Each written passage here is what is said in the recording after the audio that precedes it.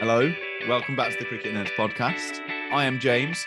I'm joined with a full contingent of cricket nerds. Zach, who is a constant really, and then we've got our maverick, which is Benji, who comes and goes as he pleases. But he has obviously returned because we are in the midst of the decider between India and England, and it's poised quite nicely actually. So we're going to get into that. We're going to talk all things Bazball and Jazzball. But before we do that, we've got some Cricket Nerds questions. Woohoo!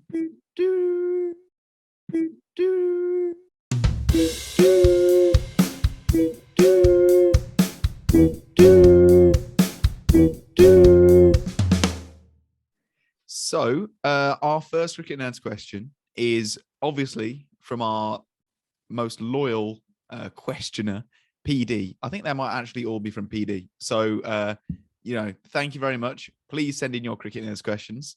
So the first question, what/how do you feel about the leg theory fielding placement without the bodyline bowling?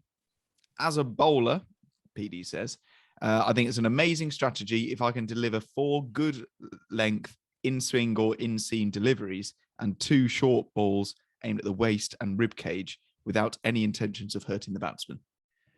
So a leg side, leg fielding placement without bodyline bowling. What are our opinions? I think also we could probably relate this to England trying to remove a tail because that's been a theme of England bowling against India, has been bowling short balls and leg side field. So I mean, it definitely worked. It definitely doesn't work as well without bodyline. So without intentionally trying to hit the bodyline series of years gone by, that leg theory doesn't work as good because you can't pack the slip cord. You can only have 2 behind square on the leg side, obviously, and you can't bowl that constant line. If you want to put loads of people back on the leg side, you can only really have a fine leg, backward square, square leg. That's your field that you can do, because any more behind square with 2, is a no ball, is obviously. So it doesn't work as effective these days, although we have seen England be able to use it to get rid of a tail, except if that person is called Jasprit Bumrah, who can destroy bowling attacks. I think a lot of it also depends on the bowler as well. Like in the start of the 5-match series at like Nottingham last year and at the Oval last year, the issues were that it was Mark Wood bowling who's got that extra bit of pace, whereas here you've got Stuart Broad, but then Ben Stokes and Matt Potts have actually been the ones who've been able to bowl that short ball theory quite effectively. So I think a lot of it depends. Also, they wear helmets, whereas in the bodyline series, having to face Harold Larwood and Bill Vose without a helmet was quite scary. Although Bradman in that series, I'm pretty sure he still averaged over 50 because he is the Don. But there we go. But yeah, I just think it's an interesting tactic. And England have been doing it pretty much since the Ashes, I would say. So Brendan McCullum's influence and Ben Stokes as captain hasn't stopped England bowling the short ball and going to that strategy fairly early on, actually, in their bowling innings. And I wonder if it's because they've got all the best analysts in cricket, pretty much. I wonder if they've been doing some data and realised that, yes, you might leak some runs, but you take more wickets bowling that way. I don't know, but it's a ploy that we're seeing working from England. It worked in this test match. England managed to get 7 wickets for 120 today. So there we go. Are you leaving? My housemate is just yelling in the background. I'm trying to tell them to shut the hell up. Gosh. Right. Well, that's a perfect segue into our next Cricket Nerds question. It's probably not. I just want to move on. Why does Benji shout? Second Cricket Nerds question. To Benji and James, what/how do you feel about intimidating batsmen? So I think that's talking to us as bowlers. Yeah, I'm an intimidating off spinner. That's you're not a good enough bowler. Yeah, no, unlucky intimidating batsman. Well, yeah, when he's chucking pies down. Yeah. So yeah, I'll open that up because Zach, you've actually been bowling a tiny bit of seam this season. A little bit, yeah. So to all of us, how do you feel about intimidating batsmen? I'll kick off. Go on, you kick off. As a medium pacer, someone that kind of, my shortest delivery that's effective is probably back of a length. Any shorter than that, if I'm actually trying to get up to sort of the neck and head of a batsman, it's not likely to be quick enough, and it's probably going to be put away. Not very scary. So generally, intimidating batsmen, you kind of want to feel like you're in charge. So you make it. I feel like just bowling to your field is kind of the best way to do it. Just knowing that they're going to fit to your plan, not letting them kind of manipulate your bowling as much. But I think in general, for like better bowlers than me, it's a very important thing because it's kind of a battle. I remember hearing an interview from Ricky Ponting when he was saying when he walks out to bat, he'd look at the square and he'd be like, right, this is my house now. I've moved in. I know exactly where my lengths are that I'm going to leave, the lengths I'm going to play, and he'd be gardening and he'd be thinking, this is my garden, and so it's and from the flip side, there'd be bowlers thinking, you've stepped into my backyard here. I'm gonna treat you with hostility. So I think it's a good battle to have from both sides. You always want the other person to be intimidated. So I read it a bit differently. I read that as batters trying to intimidate you as the bowler. So trying to put you off your lengths. About intimidating batsmen. Right. Yeah, okay, yeah. Batsman being and as a bowler, I'm gonna say I'm never scared of the batsman that I'm bowling at because I know that my best ball can get anyone out. That's just the mindset that I go with. The issue is I bowl 3 rubbish balls and they get put away, but that's not the point. That's part of the surprise, though. Part of the surprise. Yeah. Three neck high beamers, but then the fourth one is an absolute jaffa. I mean, no, secretly I do that on purpose to intimidate the batsman. Just bowl them a beamer at their head, and then I'm like, yeah, right, could go anywhere now. No, I think it's different. In terms of bowling theory, if you're trying to shake a batsman up, especially a tail ender, and you do have the pace to be able to create that carry, it's definitely an effective strategy because the first time you get hit as a batsman, it's not pleasant, is it? It's not nice to receive a blow to the helmet. It depends on the mentality of the batsman. You see someone like Stuart Broad, who's never quite been the same since he got hit on the head a few years ago. So that tactic is definitely something that works. In terms of if a batsman's trying to psych you out as a bowler, I always find the best way to deal with that is just throw a variation in, like try to put them off where if they're trying to put you off your length, throw it a bit wider, that type of thing.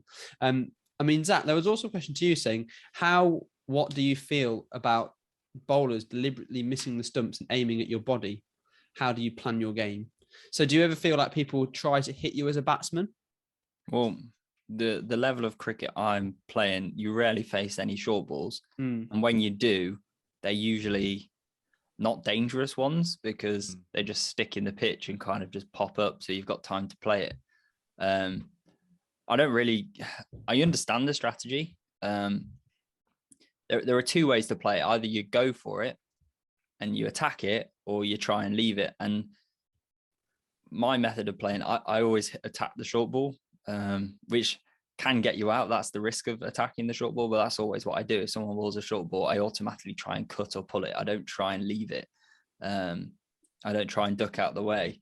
And maybe that's a bad idea. But I think with helmets, you kind of have that ability to just go for it. And it kind of sends a message to the bowler if you try and play it, because it's like, well, I guess a leave can show it in the same way, but it sends the message to the bowler to say, that doesn't bother me. You can keep bowling short. I don't really mind. And I think it comes back to the the body language that the player has. So you take someone like Viv Richards, he swaggered to the crease. He was like, yeah, I don't really care. And some batsmen just have the skill. You take someone like Johnny Bairstow, who's playing at the moment. I'm not going to jinx him, but he's currently not out, which is great.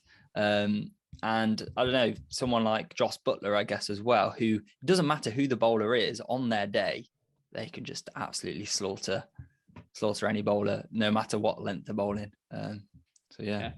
I mean, if I was a batsman facing Jasprit Bumrah or Mitchell Starc or Pat Cummins or Mark Wood, I'd be shaking because it would just come too quick. Wouldn't be able to see anything. I'd get really hurt.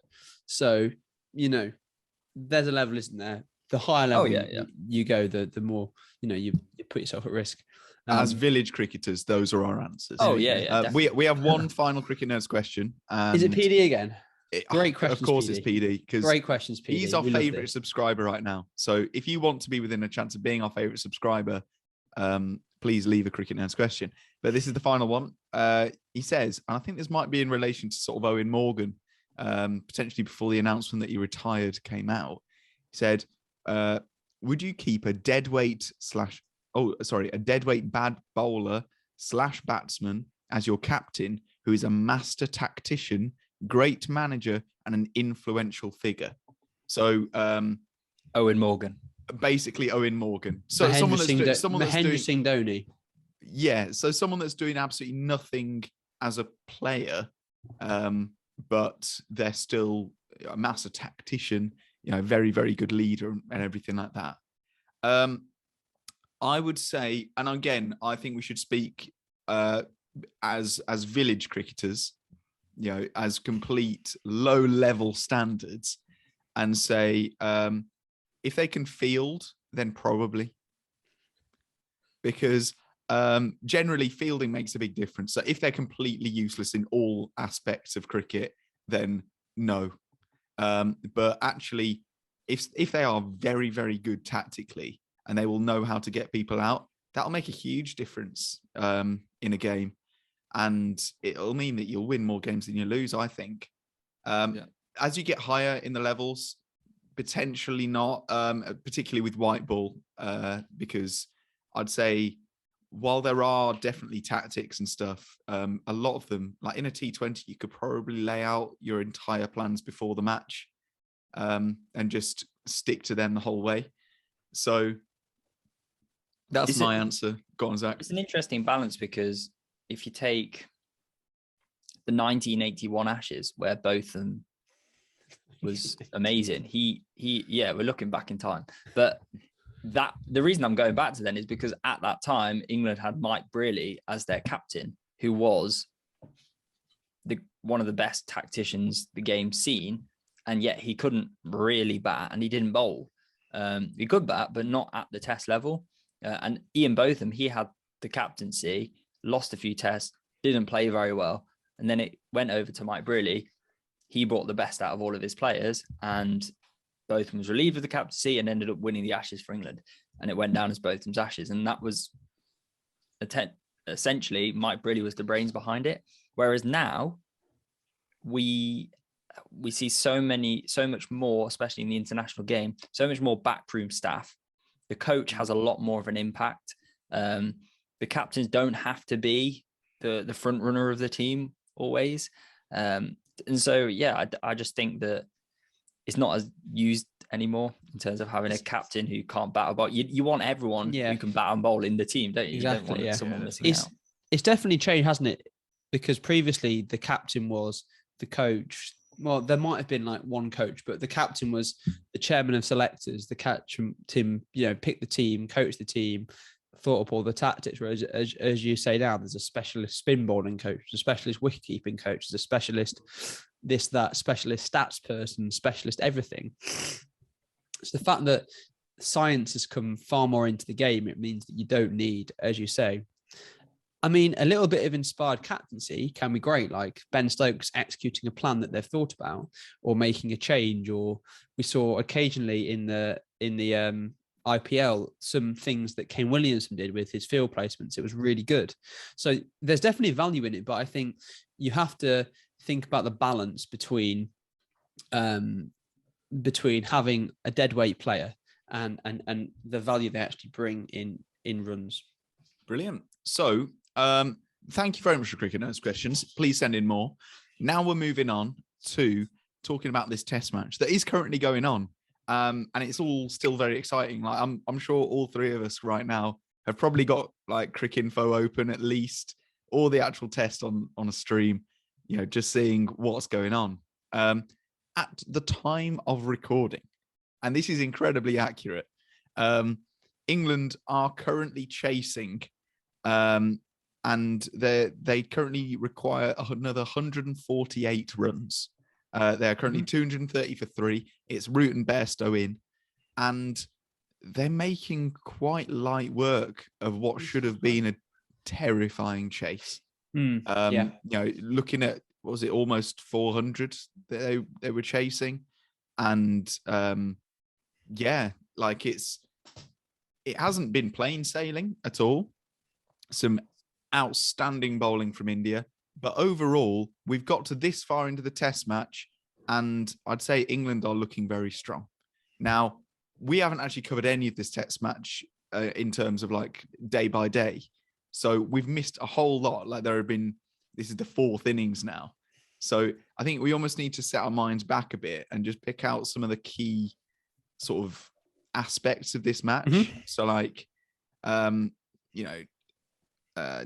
captaincy, that's the main one, isn't it? Bumrah captaincy, yeah. Go on. So what's your opinion, mate? And I think actually there is a little bit of just what we've been talking about, how important the captain is, to have someone that is senior and has an ability to have that captaincy brain. You can see that India had a plan, but they got put into bat and they scored 400 and then bowled England out for 284. They took a real strong area of a strong stance in that test match that we'll talk about. But I feel like some of Bumrah's tactics has been quite lackluster. Like if you look at the sort of late overs in India's in both of India's innings, when Jadeja's been shepherding the tail, there was an awful lot of let's just nudge it round for ones on the 4th ball of the over. So I'd try and hit Jadeja would try and hit 3 boundaries and then knock it for a 1 and give the tail ender 2 balls to face. Now, as we can see, that put India in a strong position after day 1, day 2, but we're looking now at the end of day 4 when England only need now like another 150 runs. And you can see that the value that would add. Now, he's clearly being supported by Virat Kohli and Rishabh Pant, who's like his vice captain, I think. Pant's acting as the vice captain, but we know how bad Captain Pant can be. So it definitely, it definitely has an impact on the game. Now, I think overall, though, Bumrah's not been a terrible captain. He's done the right bowling changes. I think he's bowled extremely well. He's led from the front. His first innings knock was just irritating. I mean, do you want to talk about his first innings knock? Go on, Zach. You're a captain. Talk about that captain's knock from Bumrah. Jazz ball, as it was. Yeah, he just went mental, didn't he, really? He just went for it and connected everything. And there were a few top edges. He could have easily gone out on any of those deliveries. Any of those could have popped up to a fielder, and Stuart Broad's probably thinking, I may as well collect all the world records now for runs in an over in an international game. Like, he got the T20 world record against Yuvraj Singh. He's now got the Test match record against Jasprit Bumrah, and and the fact is, it's the number 10 batsman who averages less than 10, I think, and he's hit 35 off and over. It's ridiculous, and it's obviously very frustrating. He actually has a batting average of 6.21. Well, there we go. He's got the world record for the most runs in an over. Yeah. He just seems to, I don't know. Bumrah's one of those players who he gets fired up. He's got this little smile. He looks all innocent, but then inside, there's a bit of fire there. And you need that to bowl fast as well, and to bowl it with his action as well. There's something about Bumrah, which is probably why you got to give him the Test captaincy. He's not an under-the-radar performer. He wants to be at the forefront. He wants to make a difference, and he does. He did it with the bat to put up 400 odd, and he did it with the ball. Now, what India are missing is the top order. I guess you could call it, I don't know how to call it, it's platform, that's the one. The top order solidarity platform of KL Rahul and Rohit Sharma. Because last year, they basically won a lot of the test matches for India because they didn't get out and they scored good runs and they made very good early partnerships. Whereas Shubman Gill, Cheteshwar Pujara and Hanuma Vihari just haven't really given that to India, which they've needed, I guess. In this test match. And then another talking point outside of that top three, which you're absolutely right, haven't done their job. Virat Kohli, still really, really struggling with the bat. And, you know, it's kind of hard to watch almost. Yeah, as much as I'm desperate for England to win because, you know, I'm a big England fan. What can I say? I still want to see Kohli do well because he's, you know, for the past few years, he's been one of the best batsmen in the world. And yeah, it's a shame to only see him getting like, you know, 20s again. It's not great from him, but someone that is great consistently still, Johnny Bairstow. I don't think I've ever seen anybody in as good form as him. Maybe the Joe Root of 2021.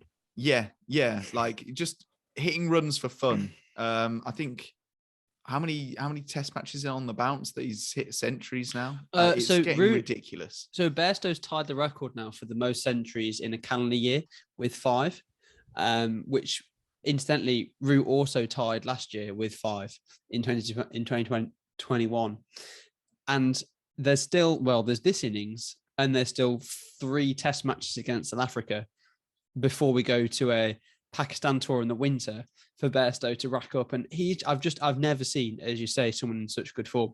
Potentially Root of last year was better, more technical, but Bairstow scored such important hundreds so far this year. Like his century in the first innings has kept England in the game. The fact that they were not a lot for 3 once again. I think, they were 44 for 3 when Bairstow came to the crease. And they were actually 83 for 5 because Jack Leach got a duck as the night watchman. And he's just hit a 6 into the holly stand. That was a great shot. I think rolled back.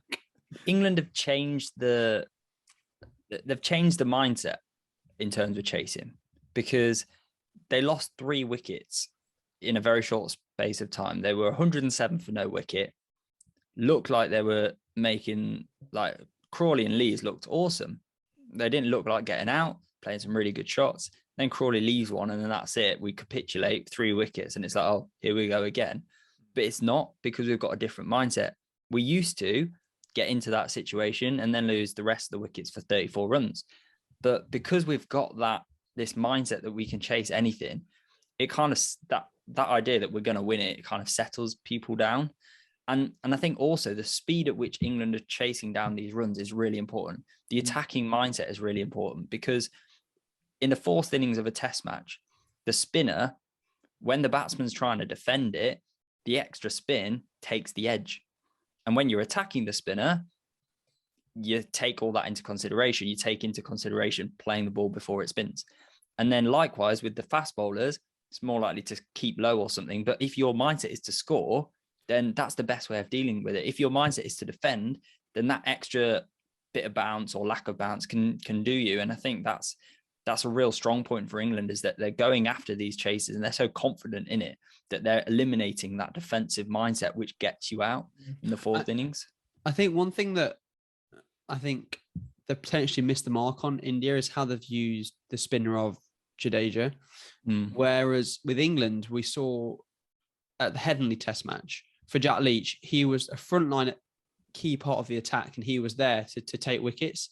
Whereas in this game, Jadeja's been used to tie up an end and the fast bowlers have been the wicket takers. He's been bowling into the rough and he's been, just hiding it outside that leg stump. He's not going to get any wickets against Bairstow and Root with that. Like, he's not going to get LBW. He's not going to bowl them. rarely going to get them caught because they're going to either pad him away or sweep him. So it's very safe for the batsman. And then the field's been spread too. So there's been singles everywhere. Whereas if India had more of an attacking field rather than a containment field, you force the bowler to make that issue. And like Jadeja is a good enough bowler to take wickets and be a key part of the wicket taking attack. So I think that's possibly a small area where they've missed in this test match. Anyway, it's still very much up in the balance. We'll probably do another podcast to wrap it up and to review the whole end of the game. But I think what do you reckon? Leave it there, guys? Yeah, I think so. I've really enjoyed this. There's just so much to unpack in this test match, and probably reviewing this whole series as well, because so much has changed. Like it's basically completely different series, and yet if England win this, we draw level. If we don't, then India win their first series in England for a long time. So, yeah, it's been brilliant. So, thank you all very much for watching. We hope you enjoyed. Please subscribe. Thank you so much for all the new subscribers. I think we've surpassed our target of Chris Gale's highest score, 333.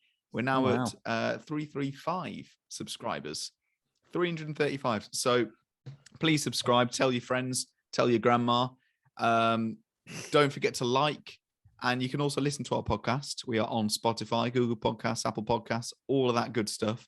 So if you're on the move, if you're playing cricket, stick some headphones in and listen to our soothing voices guide you through your innings.